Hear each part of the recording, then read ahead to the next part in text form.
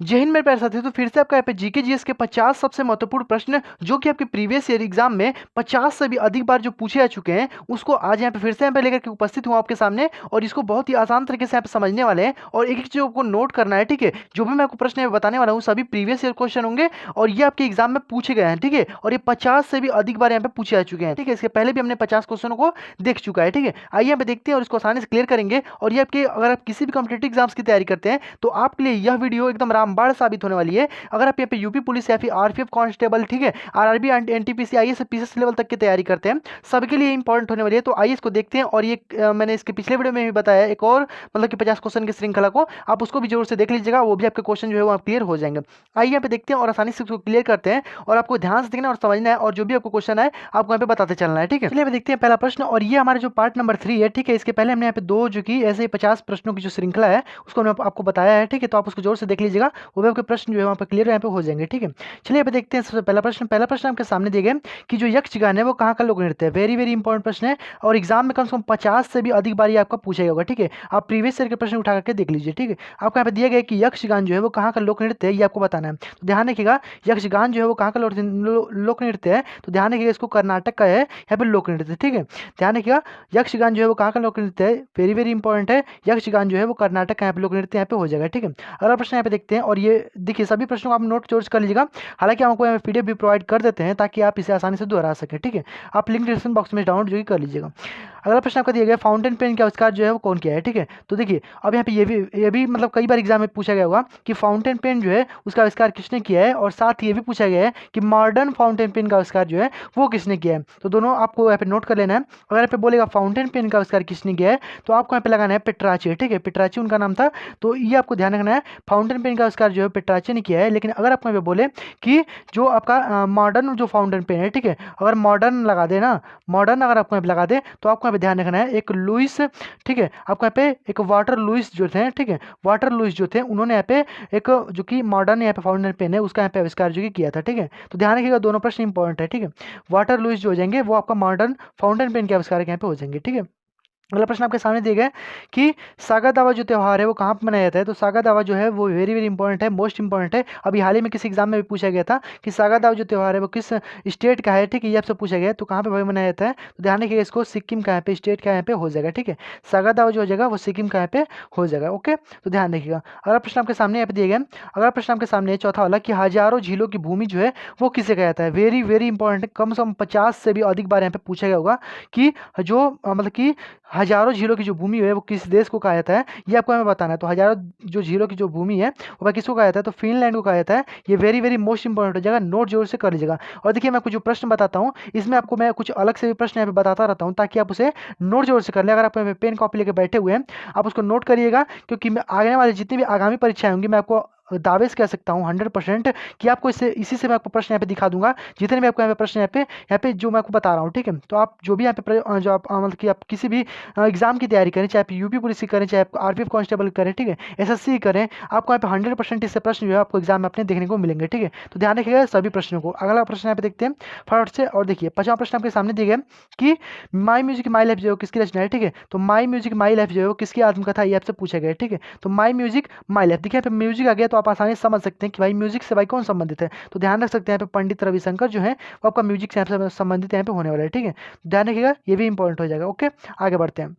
अगला प्रश्न आपके सामने दिया गया कि प्रोजेक्ट एलिफेंट या फिर जो प्रोजेक्ट एलिफेंट है उसको भारत में कब यहाँ पे शुरू किया गया था, ये आपको बताना है। ठीक है, तो प्रोजेक्ट एलिफेंट या फिर एलिफेंट जो प्रोजेक्ट है उसको यहाँ पे भारत में कब शुरू किया गया था, तो ध्यान रखिए ये भी मोस्ट इंपॉर्टेंट एग्जाम में कई बार पूछा जा चुका है कि 1992 है आपका यहाँ पे, इसमें यहाँ पे शुरू किया गया था इसी वर्ष में प्रोजेक्ट एलिफेंट। ठीक है, ये भी आपसे पूछ देता है कि जो टाइगर जो प्रोजेक्ट है उसको कब शुरू किया गया था, तो यहाँ पे याद रखिएगा 1973 का है। ठीक है, एक जो है 1973 जो है इसमें यहाँ पे टाइगर जो आपका यहाँ पे जो प्रोजेक्ट है इसको यहाँ पे शुरू किया गया था। ठीक है, तो टाइगर प्रोजेक्ट बोलेगा तो 1973 और यहाँ पे बोल देगा एलिफेंट प्रोजेक्ट तो आपको ध्यान रखना है यहाँ पे 1992 आपको यहाँ पे क्लियर कर लेना है। ठीक है, अगला प्रश्न आपके सामने दिया गया पुलिकली जो है वो किस मतलब कि जो जिसे हम टाइगर डांस के रूप में भी जानते हैं वो किस राज्य का है आपको यहाँ पे बताना है। ठीक है, तो देखिए पुलिकली जो है वो किस मतलब कि राज्य का है आपको ये बताना है, और इसे टाइगर डांस के रूप में भी जानते हैं ये भी आपको ध्यान रखना है। ठीक है, तो पुलिकली जो है वो भाई किस मतलब कि राज्य का है तो आपको ध्यान रखना है। पुलिकली जो है आपको यहाँ पे केरल का यहाँ पे हो जाएगा। ठीक है, पुलिकली जो है आपको यहाँ पे केरल का यहाँ पे हो जाएगा।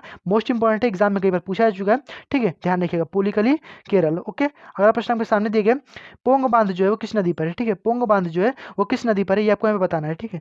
ध्यान रखिएगा, पोंग बांध की अगर हम बात करते हैं तो पोंग बांध जो है वो व्यास नदी पे है, ठीक है, पोंग बांध जो है वो व्यास नदी पे, वेरी वेरी इंपॉर्टेंट है, नोट जोर से कर लीजिएगा। अगला प्रश्न आपके सामने दिए गए कि ब्यूटरिक जो एसिड होता है, ब्यूटरिक जो अम्ल होता है वो किस में पाया जाता है, ठीक है, तो ब्यूटरिक जो एसिड होता है वो भाई किस में पाया जाता है, यह एग्जाम में कई बार पूछा जा चुका है, ठीक है। देखिए मैं आपको हर मतलब कि क्षेत्र से, चाहे केमिस्ट्री हो, चाहे फिजिक्स हो, चाहे वो आपका मतलब इतिहास हो, भूगोल हो, ठीक है, सबसे यहाँ पे लेके यहाँ पे चलता हूँ ताकि आपके सभी उस यहाँ पे जो कवर होते रहे प्रश्न, ठीक है, और यहाँ पे कोई भी एग्जाम में बैठ जाइए आप आसानी से इसको कर पाएंगे, ठीक है। तो देखिए यहाँ पे ब्यूटरिक की अगर हम एसिड की बात करते हैं तो ये मक्खन में पाया जाता है, ठीक है, मोस्ट इंपॉर्टेंट है, इसको ध्यान रखिएगा, इंपॉर्टेंट है। यहीं पे आपसे बोल देगा कि सेब में, ठीक है, यहाँ पे कई बार एग्जाम में पूछा जाता है कि सेब में भाई कौन सा पाया जाता है, तो मैलिक अम्ल जो कि पाया जाता है, ठीक है, सेब में अगर बात कर देगा तो मैलिक जो अम्ल है यहाँ पे सेब में पाया जाता है। और यहीं पे बात करते हैं नींबू में, ठीक है, नींबू भी भाई पूछ देता है, तो नींबू में ध्यान रखिएगा सिट्रिक जो एसिड होता है, ठीक है, सिट्रिक जो एसिड होता है वो आपका नींबू में यहाँ पे पाया जाता है, ठीक है। तो यहाँ पे इन तीनों का यहाँ पे प्रश्नों को यहाँ पे आपको ध्यान रखना है, ठीक है। अगला प्रश्न आपके सामने दिया गया, धूसर क्रांति जो है किससे संबंधित है, तो धूसर क्रांति की अगर हम बात करते हैं तो ध्यान रखिएगा धूसर क्रांति जो है ये इंपॉर्टेंट प्रश्न कई बार एग्जाम में पूछा गया है, उर्वरक से यहाँ पे संबंधित होने वाला है, ठीक है। तो देखिए धूसर क्रांति जो है वो उर्वरक से संबंधित है, इंपॉर्टेंट है, नोट जोर से कर लीजिएगा। और देखिए और यहाँ पे आपको ध्यान रखना है कि लाल क्रांति किससे संबंधित है, तो टमाटर और प्याज से। भाई टमाटर भाई कैसा होता है, लाल होता है, ठीक है, मांस जो होता है वो भी मतलब खून जो होता है वो लाल ही होता है, तो ध्यान रख सकते हैं इस प्रकार से यह जो है टमाटर और जो मांस है वो लाल क्रांति से यहाँ पे संबंधित होने वाला है, ठीक है। और साथ ही यहाँ पे ध्यान रखिएगा यहाँ पे जो दूसर क्रांति है वो आपका उर्वरक से संबंधित यहाँ पे हो जाएगा, ठीक है। अगला प्रश्न आपके सामने दिए गए कि माई कंट्री माई लाइफ जो है किसकी रचना है, ठीक है, तो माई कंट्री माई लाइफ की बात करते हैं तो माई कंट्री माई लाइफ जो है वो किसकी रचना है, आपको ध्यान रखना है। ऊपर मैं आपको अभी बताया हूँ कि माई म्यूजिक माई लाइफ जो किसकी रचना है, तो वहाँ पे म्यूजिक से संबंधित है, तो वहाँ पे रविशंकर हो गए थे। लेकिन यहाँ पे आपसे पूछा गया कंट्री के बारे में, तो माई कंट्री माई लाइफ, तो ध्यान रखिएगा LK आडवाणी, जिसे आप लाल कृष्ण आडवाणी के नाम से भी जानते हैं, ठीक है। तो दोनों प्रश्न आपको ध्यान रखना है, म्यूजिक बोलेगा तो रविशंकर और कंट्री बोल देगा, ठीक है, तो आपको यहाँ पे LK आडवाणी को यहाँ पे ध्यान रखना है, ठीक है, लाल कृष्ण आडवाणी। ओके, अगला प्रश्न आपके सामने दिया गया है। अगला प्रश्न आपके सामने यहाँ पे 12वां प्रश्न कि कंबोज में स्थित जो अंकुरवाट का मंदिर है उसको किसने बनवाया था, ठीक है, जो अंकुरवाट का जो विष्णु मंदिर है उसको किसने बनवाया था। और आपको यहाँ पे ध्यान रखना है अंकुरवाट का जो मंदिर है पूरी दुनिया में प्रसिद्ध भी है भाई, किस लिए, तो यहाँ पे बहुत सारे टूरिस्ट भी यहाँ पे घूमने के लिए आते हैं, ठीक है, और ये दुनिया का सबसे बड़ा मंदिर है, ठीक है, ध्यान रखिएगा दुनिया का सबसे बड़ा मंदिर अगर कहेगा तो अंकुरवाट का जो है मंदिर जो कंबोडिया में स्थित है, आपको ध्यान रखना है, ठीक है। और ये एक विष्णु मंदिर है जो कि सबसे बड़ा एक हिंदू मंदिर कह लीजिए, ठीक है, विष्णु मंदिर है भाई हिंदू मंदिर होगा, तो यहाँ पे सबसे बड़ा हिंदू मंदिर जो है वो अंकुरवाट का मंदिर है। और इसे भाई किसने बनवाया है, तो खेमर वंश के जो राजा थे, ठीक है, खेमर वंश के जो राजा थे वो सूर्यवर्मन द्वितीय के द्वारा इसको बनवाया गया है। ये मोस्ट इंपॉर्टेंट प्रश्न है, इसको ध्यान रखिएगा, कई बार एग्जाम में पूछा गया है कि कंबोज में जो स्थित है यानी कंबोडिया में जो स्थित है अंकुरवाट का मंदिर विष्णु मंदिर, इसको भाई किसने बनवाया है, तो सूर्यवर्मन द्वितीय के द्वारा बनवाया गया है। और यह खमेर जो वंश थे उसके यहाँ पे मतलब कि उसके यहाँ पे वंश के थे, ठीक है, खमेर वंश के यहाँ पे थे, ठीक, इसको ध्यान रखिएगा, मोस्ट इंपॉर्टेंट हो जाएगा। अगला प्रश्न आपके सामने दिया गया है कि भारत में जो मैत्री स्टेशन है वो कहाँ पे स्थित है, ठीक है, जो भारत का जो मैत्री स्टेशन है वो कहाँ पर स्थित है। अब देखिए स्टेशन की बात की जाए तो ये रेलवे स्टेशन नहीं है, ठीक है, इसको ध्यान रखिएगा पहले ही नंबर पे कि मैत्री जो स्टेशन है इसी प्रकार से देखिए मैत्री हो जाएगा, ठीक है। मैत्री की अगर हम बात करते हैं दो तीन बात को आपको ध्यान रखना है, मैत्री बोल दे, ठीक है, गंगोत्री दक्षिण गंगोत्री आपको बोल दे, ठीक है, दक्षिण गंगोत्री, ठीक है, दक्षिण गंगोत्री आपको बोल दे, या फिर आपको यहाँ पे भारतीय बोल दे, ठीक है, भारतीय बोल दे। तो देखिए ये तीनों जो है आपको ध्यान रखना है, तीनों जो स्टेशन है आपका अंटार्कटिका महाद्वीप यहाँ पे स्थित है, ये आपको ध्यान रखना है, ठीक है। अंटार्कटिका महाद्वीप अभी हाल ही में चर्चा में भी है, इसको ध्यान रखिएगा, अंटार्कटिका महाद्वीप पे ये तीनों स्टेशन, ठीक है, मैत्री हो जाए, गंगोत्री हो जाए और यहाँ पे भारतीय हो जाए, ठीक है, इसको तीनों को आपको ध्यान रखना है। अभी हाल ही में जो दक्षिण गंगोत्री है अभी हाल ही में वर्क नहीं कर रहा है यानी कार्य नहीं कर रहा है, लेकिन ये जो दो हैं मैत्री और भारतीय ये दोनों अभी कार्य कर रहे हैं। लेकिन आपसे पूछेगा कि सभी मतलब अंटार्कटिका में कितने यहाँ पे जो मतलब स्टेशन है भारत के जो कि रिसर्च स्टेशन है यहाँ पे वैज्ञानिक रिसर्च करते हैं, तो मतलब 3 जो है यहाँ पे रिसर्च स्टेशन यहाँ पे हो जाएंगे, ठीक है, तो ये आपको ध्यान रखना है। ओके, आगे बढ़ते हैं। अगला प्रश्न आपको बात करते हैं कि पक्षियों का जो अध्ययन होता है वो क्या कहलाता है, ठीक है, पक्षियों का अध्ययन को क्या कहते हैं ये आपको बताना है। तो ध्यान रखिएगा मोस्ट इंपॉर्टेंट है, पक्षियों का जो अध्ययन होता है उसको ऑर्नियोर्थोलॉजी कहा जाता है, ठीक है, ऑर्नियोर्थोलॉजी जो होता है वो पक्षियों का अध्ययन कहलाता है। यहीं पे हम 2-3 प्रश्न और आपको बता रहे हैं, उसको नोट कर लीजिएगा। न्यूमिस्मेटिक की बात करते हैं तो यहाँ पे सिक्कों का अध्ययन हो जाएगा, ठीक है, सिक्कों का अध्ययन जो होता है, सिक्कों का अध्ययन जो होता है वो न्यूमिस्मेटिक कहलाता है। ऑन्कोलॉजी अभी हाल ही में जो चर्चा में है कैंसर, ठीक है, तो कैंसर का अध्ययन हो जाएगा, ठीक है, कैंसर का अध्ययन जो होता है वो आपका ऑन्कोलॉजी यहाँ पे कहलाता है। हर्पेटोलॉजी की बात करते हैं तो जो सरीसृप होते हैं, जो रेंगने वाले जीव होते हैं, सरीसृप जो होते हैं, उनका यहाँ पे अध्ययन जो होता है वो आपका यहाँ पे हर्पेटोलॉजी यहाँ पे कहलाता है। ठीक है, तो ध्यान रखिएगा चारों के चारों प्रश्न। पक्षियों का अध्ययन ऑर्निथोलॉजी, ऑन्कोलॉजी की अगर हम बात की जाए तो कैंसर का अध्ययन, न्यूमिस्मेटिक सिक्कों का अध्ययन, हर्पेटोलॉजी जो होता है वो आपका यहाँ पे जो सरीसृप होते हैं रेंगने वाले जीव उनका अध्ययन यहाँ पे कहलाता है। मोस्ट इंपॉर्टेंट है सभी प्रश्न, इसको नोट जरूर से कर लीजिएगा। अगला प्रश्न आपके सामने दिया गया है, कोशिका का जो वैज्ञानिक नाम जो है वो क्या है। ठीक है, यानी कोशिका का वैज्ञानिक अध्ययन जो है उसको क्या कहते हैं। ठीक है, यानी जिसे कोशिका का अध्ययन जो होता है वो क्या कहलाता है, ये आपको बताना है। तो देखिए साइटोलॉजी जो होता है वो कोशिका का अध्ययन कहलाता है। अब यहीं पे 2-3 बात को और भी ध्यान रखिएगा। एंटेमोलॉजी की बात करते हैं तो कीट का अध्ययन हो जाएगा। ठीक है, ये देखिए मैं आपको सब में बताता चलता हूँ। अभी इसके पिछले वीडियो में जो मैंने 50 जो प्रश्नों की श्रृंखला को बताया उसमें मैं आपको बताता रहता हूँ ताकि आपके दिमाग में एकदम बैठ जाए। ठीक है, देखिए एंटेमोलॉजी जो है कीटों से संबंधित है, और हर्पेटोलॉजी की अगर बात करते हैं तो जो आपको अभी मैंने आपको बताया कि सरीसृप से संबंधित यहाँ पे हो जाएगा। ठीक है, तो ध्यान रखिएगा तीनों प्रश्न। साइटोलॉजी कोशिका के वैज्ञानिक अध्ययन यहाँ पे कहलाता है। ठीक है, अगला प्रश्न आपके सामने है। अगला प्रश्न है कि किसी भारतीय राज्य की पहली मुख्यमंत्री जो है वो कौन थी।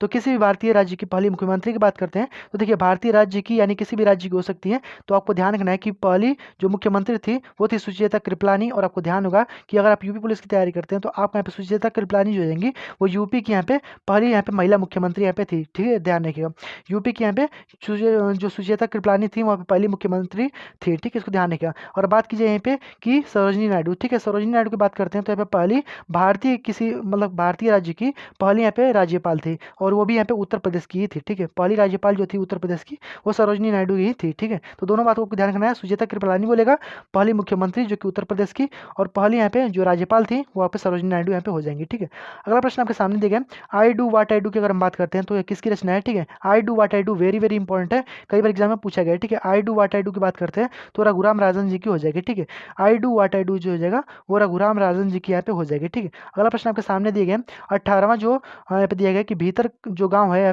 ठीक है, यह मंदिर जो है वो कहाँ पर स्थित है। ठीक है, भीतर गांव जो मंदिर है वो कहाँ पर स्थित है, ये मोस्ट इंपॉर्टेंट है, एग्जाम में 100 बार से अधिक बार पूछा गया होगा। ठीक है, अब पीछे प्रीवियस ईयर के प्रश्न भी उठाकर देख लीजिए। ठीक है, यहाँ पर कई बार पूछा जा चुका है कि भीतर गाँव जो है वो कहाँ पर स्थित है। ध्यान रखिएगा उत्तर प्रदेश में स्थित है। अगर आपको ये भी बोल दे कि उत्तर प्रदेश में भी कहाँ पर स्थित है तो कानपुर में यहाँ पे स्थित है। ठीक है, कानपुर में, तो यहाँ पे यूपी वालों के लिए बहुत ज़्यादा इंपॉर्टेंट हो जाएगा, मोस्ट इंपॉर्टेंट हो जाएगा। ठीक है, ध्यान रखिएगा यूपी के लिए।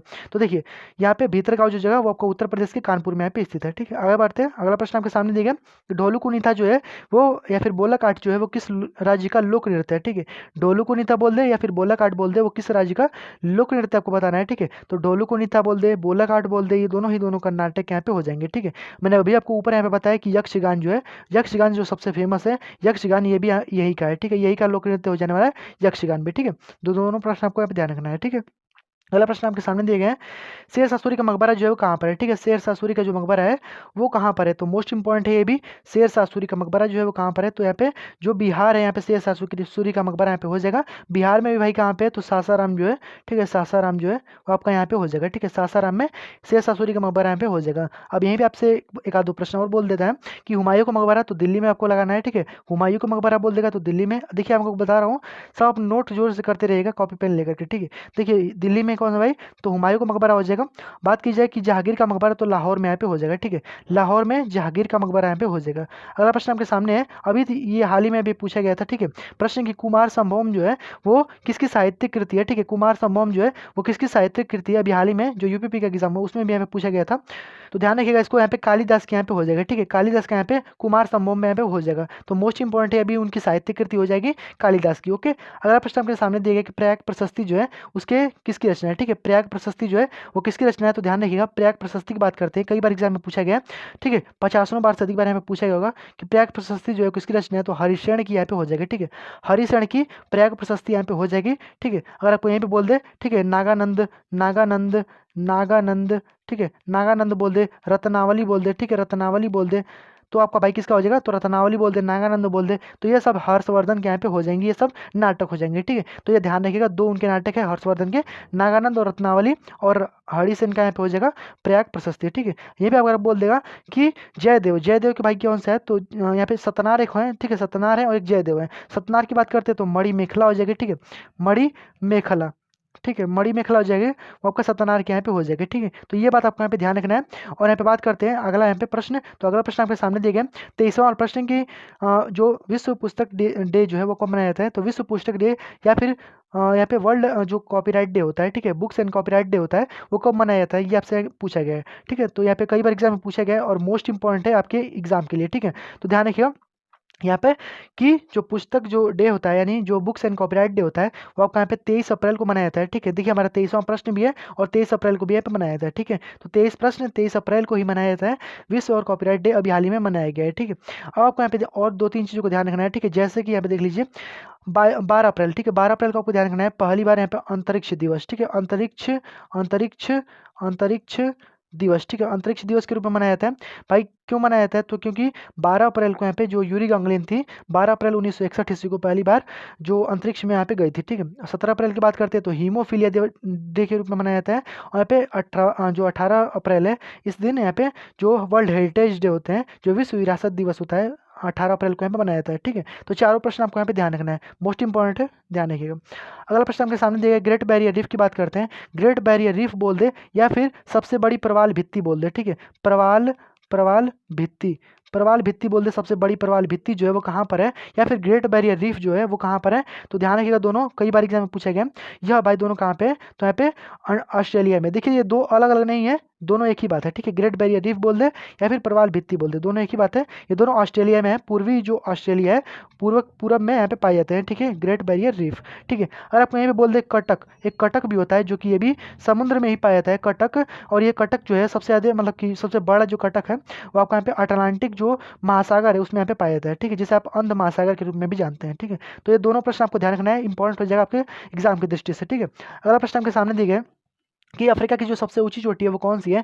तो अफ्रीका की जो सबसे ऊंची चोटी है, मैं आपको बताया हूँ कि माउंट किलिमंजारो जो है वो अफ्रीका की सबसे ऊंची चोटी हो जाएगी। और माउंट एल्ब्रूस की अगर हम बात करते हैं तो माउंट एल्ब्रूस भाई किसका हो जाएगा? तो कॉकेसस जो पर्वत हो जाएगा, कॉकेसस कॉकेसस जो पर्वत हो जाएगा जो आपका यूरोप में पड़ता है, उसकी सबसे ऊंची चोटी हो जाएगी माउंट एल्ब्रूस। ठीक है, बात करते हैं यहाँ पे अभी हाल ही में जो कि चर्चा में अंटार्कटिका, तो ध्यान रखिएगा यहाँ पे माउंट विल्सन मैसी जो हो जाएगी वो अंटार्कटिका की सबसे ऊंची चोटी हो जाएगी। माउंट एल्बर्ट की बात करते हैं तो यह जो आपका जो उत्तरी जो अमेरिका है, ठीक है, उत्तरी अमेरिका में जो रॉकी पर्वत है उसकी सबसे ऊंची चोटी यहाँ पे हो जाएगी। ठीक है, तो चारों प्रश्न को आपको नोट करना है कॉपी में और दोहराना है। ठीक है, सभी मोस्ट इंपॉर्टेंट है, जितना आपको बता रहा हूँ सभी एग्जाम में पूछे जा चुके हैं।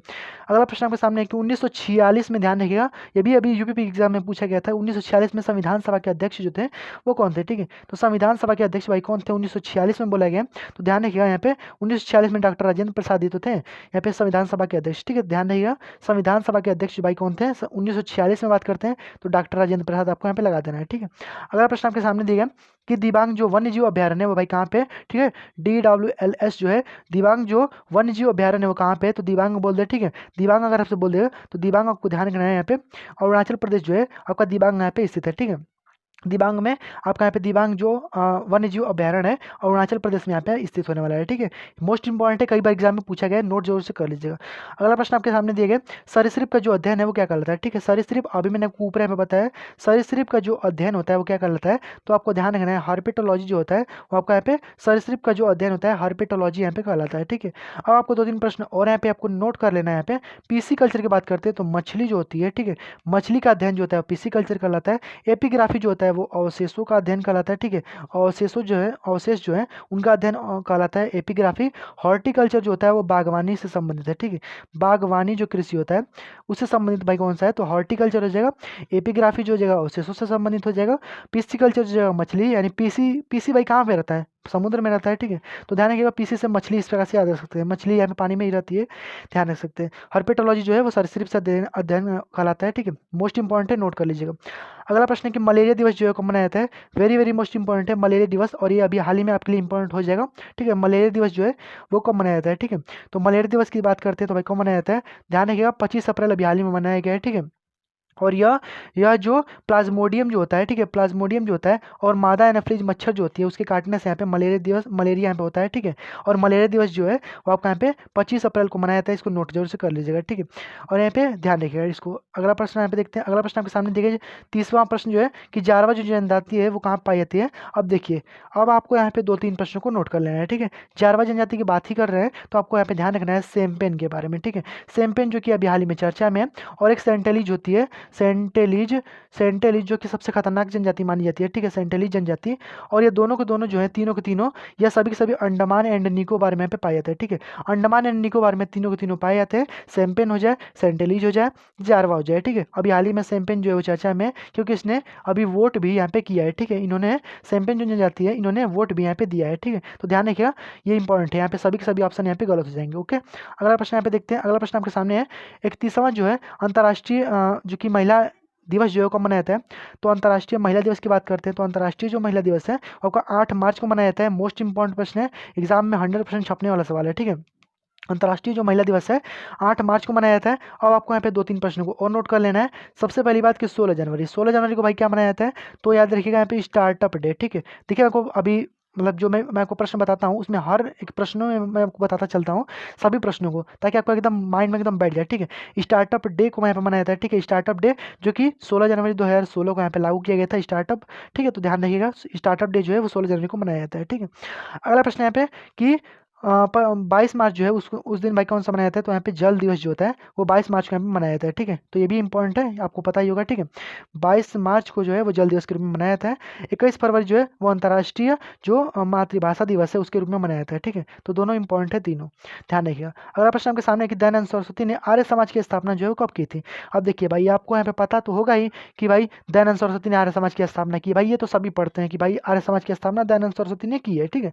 लेकिन आपसे यहाँ पे बोल दे कि कब की है, तो भाई अब क्या होगा, तो गड़बड़ा जाएगा ना। अब देखिए, तो यहाँ पे दयानंद सरस्वती की जो है वो आर्य समाज की जो स्थापना है वो कब किए थे, तो यहाँ पे 1885 ईस्वी आपको ध्यान रखना है, ठीक है।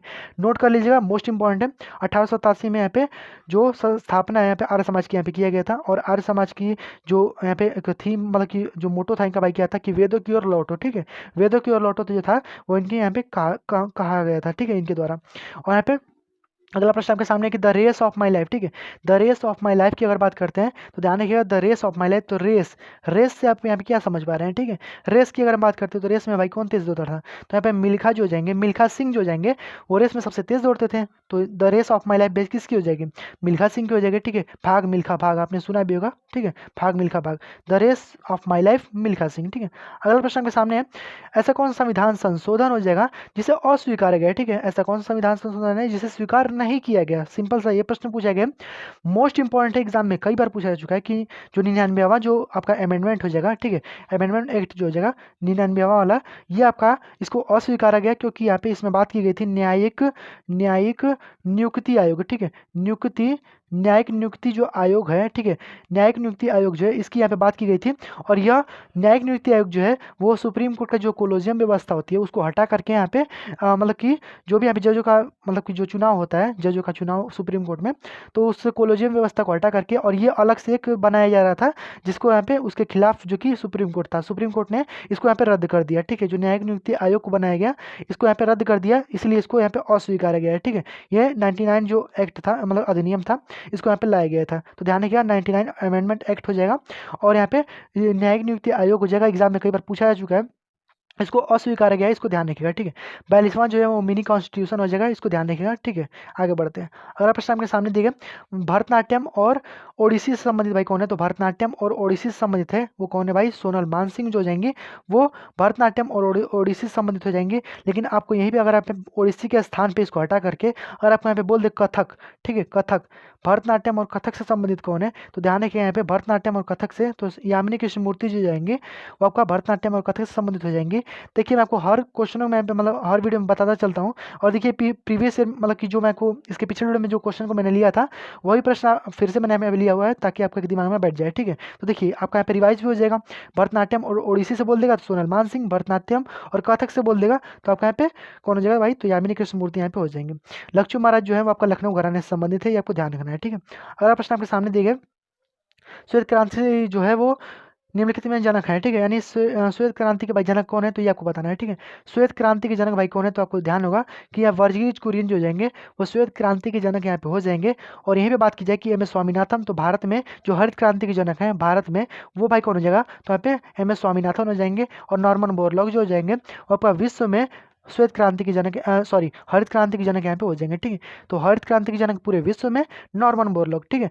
अगर भारत में बोल देगा तो यहाँ पे एम एस स्वामीनाथन, और श्वेत क्रांति के जनक वर्गीज कुरियन, ठीक है। अभी हाल ही में एम एस स्वामीनाथन को जो हाईएस्ट अवार्ड है भारत रत्न, वो यहाँ पे दिया भी गया है, ठीक है, ध्यान रखिएगा। अगला प्रश्न आपके सामने दिया गया, कैंसर का अध्ययन जो है क्या कहलाता है, तो मैं को इसके पिछले वीडियो में बता चुका हूँ, ठीक है। कैंसर का अध्ययन जो है क्या कहलाता है, ध्यान रखिएगा, मोस्ट इंपॉर्टेंट है, ऑन्कोलॉजी यहाँ पे कहलाता है, ठीक है। ऑन्कोलॉजी जो है कैंसर का अध्ययन कहलाता है, और ये चर्चा मैं इसलिए मैं आपको बता रहा हूँ, ठीक है। एपिग्राफी जो है अवशेषों का अध्ययन कहलाता है, न्यूमिस्मेटिक सिक्कों का अध्ययन कहलाता है, कैस्कोग्राफ जो है वो आपका यहाँ पे जो पौधों में जो वृद्धि का मापन होता है उसका यहाँ पे अध्ययन यहाँ पे कहलाता है, ठीक है। अगला प्रश्न आपके सामने दिए गए कि अंतर्राष्ट्रीय मातृभाषा दिवस, मैंने अभी आपको ऊपर यहाँ पे बताया, अंतर्राष्ट्रीय जो मातृभाषा दिवस है वो आपका 21 फरवरी को मनाया जाता है, ठीक है। अंतर्राष्ट्रीय मातृभाषा दिवस 21 फरवरी को मनाया जाता है। अभी मैं आपको ऊपर यहाँ पे बताया हूँ कि जो अंतर्राष्ट्रीय जो मतलब कि महिला दिवस है वो आपका यहाँ पे जो 8 मार्च है इस दिन यहाँ पे मनाया जाता है, ठीक है। दोनों प्रश्न मोस्ट इंपॉर्टेंट है, अंतर्राष्ट्रीय मातृभाषा दिवस और महिला दिवस, ठीक है, ध्यान रखिएगा, दोनों इंपॉर्टेंट है, ठीक है, 21 फरवरी और 8 मार्च।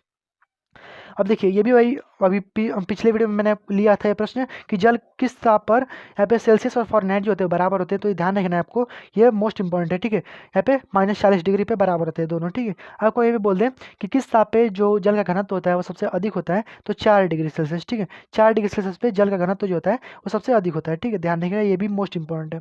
अगला प्रश्न आपके सामने दिए गए, दूरी मापने की सबसे बड़ी इकाई, ठीक है, सबसे बड़ी इकाई बात की गई है। देखिए वैसे तो अगर बात की जाए प्रकाश वर्ष जो होता है वो भी सबसे बड़ी इकाई होती है, लेकिन इससे भी बड़ी होती है यहाँ पे पारसेक, ठीक है। पारसेक जो होती है वो सबसे बड़ी होती है दूरी मापने की इकाई, ठीक है। अब बात कीजिए कि जो अंतरिक्ष में जो मापा जाता है, ठीक है, दूरी को मापा जाता है वो प्रकाश वर्ष कहलाता है, ठीक है, प्रकाश वर्ष कहलाता है, इसको ध्यान रखिएगा। यानी ब्रह्मांड में अगर दूरी को मापना हो तो प्रकाश वर्ष से मापते हैं, और पारसेक जो है वो सबसे मतलब बड़ी जो है वो दूरी मापने की इकाई हो जाएगी। मोस्ट इंपॉर्टेंट कई बार एग्जाम में पूछा गया है, ठीक है, ध्यान रखिएगा। अगला प्रश्न आपके सामने दिया गया है, अगला प्रश्न है कि लोकसभा के पहले जो अध्यक्ष थे वो कौन थे, ठीक है। तो मोस्ट इंपॉर्टेंट है, एग्जाम में 50 बार से अधिक बार यहाँ पे पूछा गया होगा, ठीक है, कि गणेश जो मावलंकर हैं वहाँ पे लोकसभा के यहाँ पे पहले अध्यक्ष यहाँ पे थे, पहले स्पीकर जो थे वो आपका लोकसभा के पहले स्पीकर जो थे वो गणेश मावलंकर यहाँ पे थे, ठीक है, जीवी मावलंकर यहाँ पे हो जाएंगे, ठीक है, ध्यान रखिएगा। अगर बोल देगा लोकसभा के पहले उपसभापति कौन थे, तो उपसभापति जो हो जाएंगे वो वी कृष्णमूर्ति, ये भी एग्जाम में अभी हाल ही में पूछा गया है, वी कृष्णमूर्ति जो जाएंगे वो उपसभापति हो जाएंगे, ठीक है, उपसभापति, ठीक है, ध्यान रखिएगा, दोनों प्रश्न इंपॉर्टेंट है। उपसभापति वी कृष्णमूर्ति और गणेश मावलंकर यहाँ पे हो जाएंगे अध्यक्ष, ठीक है। आगे बढ़ते हैं, अगला प्रश्न के सामने है कि सांची का जो स्तूप है उसको यूनेस्को के विश्व धरोहर में कब शामिल किया गया था, ये भी मोस्ट इंपॉर्टेंट है। यूनेस्को में कब शामिल किया गया था सांची के मतलब कि सांची के स्तूप को, ध्यान रखिएगा, इंपॉर्टेंट है यहाँ पे 1989 जो है इसमें यहाँ पे शामिल किया गया था। और यहाँ पे एक और प्रश्न पूछता है कि 1985 में एक और यहाँ पे शामिल किया गया था केवला देव जो राष्ट्रीय उद्यान है, ठीक है, केवला देव जो पक्षी अभ्यारण्य कह लीजिए इसको, केवला देव पक्षी अभ्यारण्य जो है इसको कब शामिल किया गया था, तो यहाँ पे यूनेस्को में इसको 1985 इसमें यहाँ पे शामिल किया गया था। ये भी मोस्ट इंपॉर्टेंट एग्जाम में पूछा गया है, केवला देव राष्ट्रीय उद्यान सॉरी केवला देव जो पक्षी अभ्यारण्य है उसको 1985 में शामिल किया गया, और सांची का स्तूप जो है वो 1989 के अंदर इसको शामिल किया गया है, ठीक है, ध्यान रखिएगा। अगला प्रश्न आपके सामने दिया गया, खट्टे फल जो होते हैं वो कहाँ पाए जाते हैं, तो खट्टे फल की बात करते हैं। खट्टे फल जो होते हैं वो भूमध्य रेखीय क्षेत्रों में पाए जाते हैं, ये आपको ध्यान रखना है, ठीक है। भूमध्य रेखीय क्षेत्र भाई कौन सा हो जाएगा, तो ये हमारा पूरे पृथ्वी है, ऊपर हमारा कर्क रेखा जा रहा है 23.5 डिग्री, 23.5 डिग्री हमारा मकर रेखा जा रहा है, इसके बीच में जो ये भूमध्य रेखीय जो क्षेत्र होते हैं, यानी जो बीच में हमारे इक्वेटर है उसके बीच में जो उसके आसपास के जो क्षेत्र होते हैं, ये यहाँ पर सबसे ज़्यादा यहाँ पे जो खट्टे फल होते हैं वो पाए जाते हैं, ठीक है, इसको ध्यान रखिएगा। अगला प्रश्न आपके सामने दिया गया कि ढोल यात्रा जो है वो कहाँ का त्यौहार है, ठीक है, ढोल यात्रा जो है वो कहाँ का त्यौहार है, ये मोस्ट इंपॉर्टेंट एग्जाम में कई बार पूछा जा चुका है। ढोल यात्रा जो है कहाँ का त्यौहार है, तो ध्यान रखिएगा यहाँ पे पश्चिम बंगाल का यहाँ पे त्यौहार हो जाएगा, ठीक है। ढोल यात्रा जो है वो पश्चिम बंगाल का त्यौहार हो जाएगा। अगर आपको यहीं पे बोल दे धामू यात्रा है, ठीक है, धामू यात्रा बोल देगा तो उड़ीसा आपको लगाना है। अगर आपको यहीं पे बोल दे मेदराम यात्रा, ठीक है, मेदराम यात्रा बोल देगा तो आपको यहाँ पे तेलंगाना लगाना है, ठीक है। तेलंगाना में देखिए आपको 2-3 चीज़ों को ध्यान रखना है, तेलंगाना में मेदराम यात्रा हो जाएगा, बथुखम्बा फेस्टिवल हो जाएगा, वो आपका तेलंगाना में हो जाएगा, ये आपको ध्यान रखना है, ठीक है। और धामू फेस्टिवल जो धामू हो जाएगा, धामू यात्रा ये आपका उड़ीसा के अंदर हो जाएगा, ठीक है। धामू से आप धाम याद रख सकते हैं, एक हमारा उड़ीसा के अंदर धाम है, ठीक है। तो उस प्रकार से याद रख सकते हैं धामू यात्रा उड़ीसा, ठीक है। और रथ यात्रा भी उड़ीसा में ही होता है, तो ध्यान रखिएगा सभी प्रश्नों को, ठीक है। डोल यात्रा आपका पश्चिम बंगाल। क्लियर। आगे प्रश्न आप देखिए 5 आपका यहाँ पे करंट अफेयर्स से प्रश्न मैंने आपको रखा हुआ है जो कि मोस्ट इंपॉर्टेंट है और ये आपके आने वाले एग्जाम के लिए इंपॉर्टेंट होंगे, ठीक है। तो ये मैं आपको 5 ही बताता हूँ और जो सबसे मोस्ट इंपॉर्टेंट है उसको मैं आपको यहाँ पे बताता हूँ, ठीक है। देखिए प्लास्टिक ओवरशूट में बात करते हैं। प्लास्टिक ओवरशूट में जो रिपोर्ट में यहाँ पे भारत की जो रैंक है वो कौन सी है, तो यहाँ पे ध्यान रखिएगा जो सेकंड रैंक है वो प्लास्टिक ओवरशूट डे में भारत की जो रैंक है वो सेकंड रैंक है। आपको यहाँ पे ध्यान रखना है जो 93वां जो रैंक मतलब कि जो 93वां रैंक है आपका करप्शन जो इंडेक्स यानी भ्रष्टाचार जो है उसमें यहाँ पे भारत की जो रैंक हो जाएगी आपका 93 हो जाएगी, ठीक है। ध्यान रखिएगा इसको भी। और अभी हाल ही में जो 159 जो हो जाएगा आपका यहाँ पे प्रेस इंडेक्स जो हो जाएगा, ठीक है। प्रेस इंडेक्स जो हो जाएगा उसमें 159 यहाँ पे रैंक यहाँ पे हो जाएगी। पहले भाई कितनी थी तो 161 थी, अब 2 भाई घट करके यहाँ पे 159 यहाँ पे हो गई है, ठीक है। तो ध्यान रखिएगा 159 यहाँ पे प्रेस इंडेक्स में हो जाएगा, भ्रष्टाचार में 93 हो जाएगा और प्लास्टिक ओवरशूट में सेकंड रैंक यहाँ पे हो जाएगी, ठीक है। अगला प्रश्न आपके सामने देखिए ग्रेवियल अटल, और ये मोस्ट इंपॉर्टेंट है। ग्रेवियल अटल जो है किस देश के अभी हाल ही में युवा प्रधानमंत्री बने हैं, तो मोस्ट इंपॉर्टेंट है, ठीक है। किस देश के भाई बने हैं तो फ्रांस के अभी हाल ही में युवा प्रधानमंत्री बने हैं, इसको आप ध्यान रखिएगा। फ्रांस के अभी हाल ही में जो युवा प्रधानमंत्री हैं जो कौन बने हैं भाई ग्रेवियल अटल जो है वो फ्रांस के अभी हाल ही में युवा प्रधानमंत्री बने हैं। अब देखिए भाई मोस्ट इंपॉर्टेंट प्रश्न आपके सामने आ गया है कि प्रबल जो है वो क्या है, ठीक है। प्रबल जो अभी हाल ही में लॉन्च किया गया है वो क्या है, तो ध्यान रखिएगा मोस्ट इंपॉर्टेंट है लंबी दूरी की रिवॉल्वर हो जाएगी, ठीक है। लंबी दूरी की रिवॉल्वर भाई कौन सी है, तो प्रबल यहाँ पे हो जाएगी। असॉल्ट राइफल की बात करते हैं, अभी हाल ही में पूछा गया है कि उग्रम जो है वो क्या है, ठीक है। एनडीए के एग्जाम में पूछा गया अभी हाल ही में कि उग्रम जो है वो क्या है, तो असॉल्ट राइफल हो जाएगी। अगर बात की जाए पोर्टेबल ब्रिज की तो जो सर्वत्र है, ठीक है, सर्वत्र जो हो जाएगी वो आपका पोर्टेबल जो ब्रिज हो जाएगी वो आपका सर्वत्र यहाँ पे हो जाएगी, ठीक है। अभी हाल ही में यहाँ पे देखिए ये तो हमारा प्रबल है। इस प्रकार से एक और हमारा है प्रचंड है, ठीक है। प्रचंड है, ठीक है। प्रचंड जो है वो हमारा लाइट कॉम्बैट हेलीकॉप्टर है, ठीक है। लाइट कॉम्बैट हेलीकॉप्टर यानी सबसे हल्का हेलीकॉप्टर हो जाएगा लाइट कॉम्बैट हेलीकॉप्टर, ये हमारा जो प्रचंड यहाँ पे हो जाएगा, ठीक है। तो ये चारों प्रश्न पांचों प्रश्न आपको ध्यान रखना है। अगर बोलेगा पोर्टेबल ब्रिज जिसको हम कहीं भी ले जाके इस ब्रिज बना सकते हैं हमारा सर्वत्र हो जाएगा। असॉल्ट राइफल उग्रम हो जाएगा, लंबी दूरी की रिवॉल्वर प्रबल हो जाएगी और यहाँ पे प्रचंड जो हो जाएगा वो हमारा लाइट कॉम्बैट हेलीकॉप्टर यहाँ पे हो जाएगा, ठीक है। अगला प्रश्न आपके सामने दिए गए कि हाल ही में झारखंड के नए मुख्यमंत्री कौन बने हैं, तो ये आपको ध्यान रखना है चंपाई जो सोरेन है यहाँ पे अभी हाल ही में जो झारखंड के नए मुख्यमंत्री बने। इसके पहले भाई कौन थे, तो हेमंत सोरेन थे जो कि हट चुके हैं, ठीक है। अब यहाँ पे चंपाई सोरेन जो है वो आपका यहाँ पे बन चुके हैं भाई कौन, तो झारखंड के मुख्यमंत्री, ठीक है। अगला प्रश्न आपके सामने है कि हाल ही में किस देश ने मतलब ब्रिक्स में शामिल होने से मना कर दिया है, ठीक है।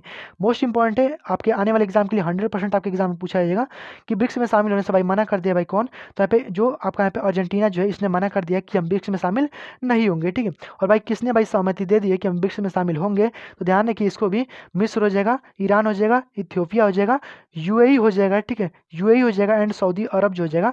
ये जो है पांचों या ब्रिक्स में शामिल होने के लिए स्वीकार कर लिए हैं कि हम भाई ब्रिक्स में शामिल होंगे, लेकिन अर्जेंटीना भाई नौटंकी कर दिया है, ठीक है। अर्जेंटीना जो है वो शामिल नहीं होगा, ठीक है, ब्रिक्स में। ये आपको ध्यान रखना है, ठीक है। तो यही आपसे प्रश्न पूछेगा कि कौन सा भाई शामिल नहीं होगा, इनकार कर दिया है, तो आपका अर्जेंटीना यहाँ पे हो जाएगा, ठीक है। अगला प्रश्न आपके सामने और लास्ट वाला प्रश्न दिया गया है कि फीफा जो महिला कप है 2027 में इसकी मेजबान जो होंगे वो कौन होंगे, ठीक है। तो फीफा महिला विश्व कप की मेजबान जो होंगी वो 2027 में यहाँ पे कौन होने वाली है, तो मोस्ट इंपॉर्टेंट है ये ब्राज़ील में यहाँ पे होगा, ठीक है। और ये भाई चर्चा में भाई क्यों है, क्योंकि ब्राज़ील में पहली बार यहाँ पे जो फीफा जो विश्व कप है पहली बार यहाँ पे होने जा रहा है, ठीक है। तो इसलिए यहाँ पे चर्चा में इंपॉर्टेंट भी है, नोट जोर से कर लीजिएगा, ठीक है। फीफा का जो विश्व कप है यह ब्राज़ील में होगा, इसलिए यहाँ पे पहली बार हो रहा है ना, इसलिए यहाँ पे इंपॉर्टेंट है, ठीक है। कोई भी जो दक्षिण अमेरिका है उसका यहाँ पे पहला जो देश होगा जहाँ पे फीफा का यहाँ पे पहला विश्व कप होने वाला है। और यहाँ पे एक और बात आप ध्यान रखिएगा 2023 में जो फीफा का जो वर्ल्ड कप हुआ है, ठीक है, विश्व कप जो हुआ है आपका ऑस्ट्रेलिया जो है यहाँ पे हुआ है, ठीक है। ऑस्ट्रेलिया जो है ऑस्ट्रेलिया यहाँ पर यहाँ पे हुआ है, ठीक है। तो ऑस्ट्रेलिया में यहाँ पे जो फीफा का जो विश्व कप है तो जो 2023 में हुआ है ये आपको ध्यान रखना है, ठीक है। तो ये दोनों प्रश्न आपको ध्यान रखना है। तो बस आज की स्टूडेंट में इतना देते हैं। आई होप आपको 50 प्रश्न जो है क्लियर हो गए होंगे। तो देखिए जो मैं आपको प्रश्न बता रहा हूँ सभी मोस्ट इंपॉर्टेंट है, सभी प्रीवियस ईयर के प्रश्न है और 100% आपके एग्जाम में छपने वाले प्रश्न है, इसको ध्यान रखिएगा, ठीक है। तो बस आज की स्टूडेंट में इतना देते हैं। तो अगर आपको वीडियो थोड़ा सा पसंद आए तो फिर वीडियो को लाइक जरूर से कर दीजिएगा और चैनल पर नए हैं सब्सक्राइब करके नोटिफिकेशन बिल कॉल पर जरूर से क्लिक कर दीजिएगा क्योंकि जब हम आपको और भी ऐसे इंपॉर्टेंट प्रश्न की जो श्रृंखला है आपको जब अपलोड करेंगे तो आपका नोटिफिकेशन जो है सबसे पहले पहुंच जाए, ठीक है। और ये सभी मोस्ट इंपॉर्टेंट इसको नोट जो है करते रहिए और कॉपी पेन लेकर के बैठा करिए, ये हमको पहले बता देता हूँ, ठीक है। क्योंकि मैं आपको यहाँ पे 50 प्रश्नों में ही 100 प्रश्नों को कम से कम यहाँ पे बता देता हूँ, ठीक है। 50 प्रश्नों में ही आपको यहाँ पे 100 प्रश्न आप क्लियर हो जाएंगे, ठीक है। तो ध्यान रखिएगा और बस आज के शो में इतना रहने देते हैं, मिलते हैं इसके अगले वीडियो में, तब तक के लिए गुड विजय, वंदे मातरम।